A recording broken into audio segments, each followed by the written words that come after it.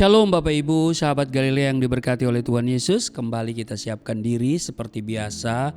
Sebelum kita masuki dunia kerja kita di hari ini, kita mau siapkan diri kita mau datang kepada Tuhan dengan penuh kerinduan, hati yang mengucap syukur dan bersuka cita. Amin.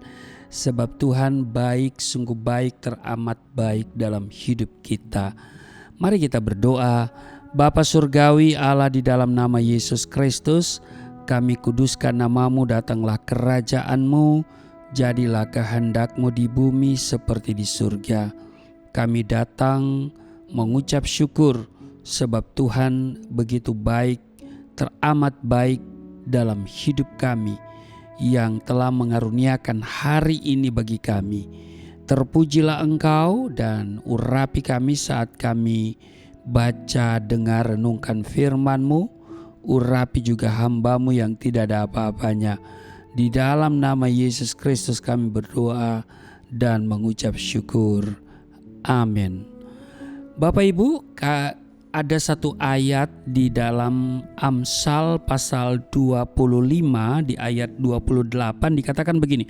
Orang yang tak dapat mengendalikan diri adalah seperti kota yang roboh temboknya. Bapak Ibu, sahabat Galilea yang diberkati oleh Tuhan Yesus, jika kita perhatikan yang menjadi salah satu penyebab timbulnya masalah atau persoalan di dalam kehidupan sehari-hari adalah ketidakmampuan orang untuk mengendalikan diri. Karena tidak bisa mengendalikan diri, maka meledaklah amarah. Akhirnya memicu terjadinya perselisihan, pertengkaran, bahkan berbagai tindakan kejahatan. Nah, ada satu contoh kejahatan yang tertulis di dalam Alkitab, yaitu Kain tega membunuh adiknya sendiri, yaitu Habel. Padahal Tuhan sudah menegur Kain agar tidak panas hati, tetapi Kain tidak mampu mengendalikan dirinya sehingga terjadilah tindak kejahatan pembunuhan pertama di dunia. Dikatakan dalam Amsal bahwa orang yang tidak dapat mengendalikan diri itu digambarkan seperti kota yang sudah roboh temboknya. Nah, pengendalian diri itu seperti tembok perlindungan. Pada zaman dahulu, setiap negara atau kota pasti memiliki tembok luar yang kokoh. Tembok tersebut berfungsi sebagai pagar dan juga perlindungan bagi kota dan penduduknya supaya terluput dari yang namanya musuh apapun bentuknya. Di situasi aman dan nyaman mungkin orang dapat mengendalikan dirinya dengan baik. Tetapi ketika situasinya sedang tidak baik dan tidak seperti yang diharapkan, orang-orang yang awalnya dikenal begitu sabar, kalem atau lemah lembut secara drastis berubah menjadi orang yang sangat emosional, amarahnya meledak-ledak. Oleh sebab itu Tuhan memperingatkan murid-muridnya saat berdoa di Taman Getsemani.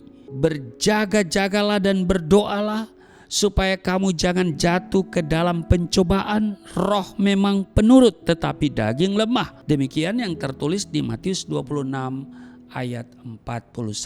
Bapak Ibu sahabat Galilea yang diberkati oleh Tuhan Yesus, seringkali kita menjadi begitu emosional, amarah, tidak terkendalikan.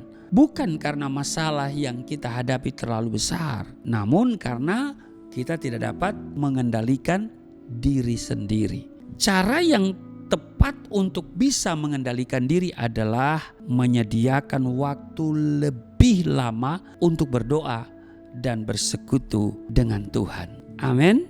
Dengan berdoa kita akan menjadi tenang dan berada dalam pimpinan Roh Tuhan. Sehingga perkataan dan perbuatan kita bisa terkontrol. Orang yang hidup dalam pimpinan Roh Kudus pasti punya yang namanya pengendalian diri. Amin. Saudara punya, saya juga punya. Selamat beraktivitas di hari ini. Kiranya apapun yang kita jumpai dalam seluruh aktivitas kita hari ini, kita tetap dapat mengendalikan diri kita. Amin. Tuhan Yesus memberkati. Mari kita berdoa. Terima kasih untuk hari ini kami diingatkan supaya dapat mengendalikan diri kami. Karena kami percaya kalau hati kami tenang, maka kami juga akan mengalami ketenangan waktu bekerja. Kami boleh membawa berkat bagi mereka yang bekerja di manapun. Terpujilah Engkau, berkati seluruh sahabat Galilea, dan kiranya penyertaan perlindungan Tuhan sempurna atas kami semua di hari ini. Di dalam nama Tuhan Yesus Kristus kami berdoa dan mengucap syukur. Amin.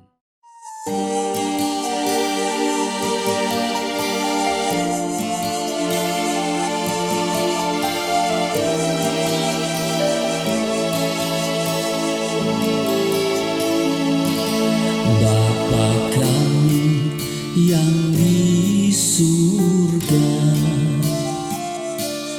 dimuliakanlah nama-Mu.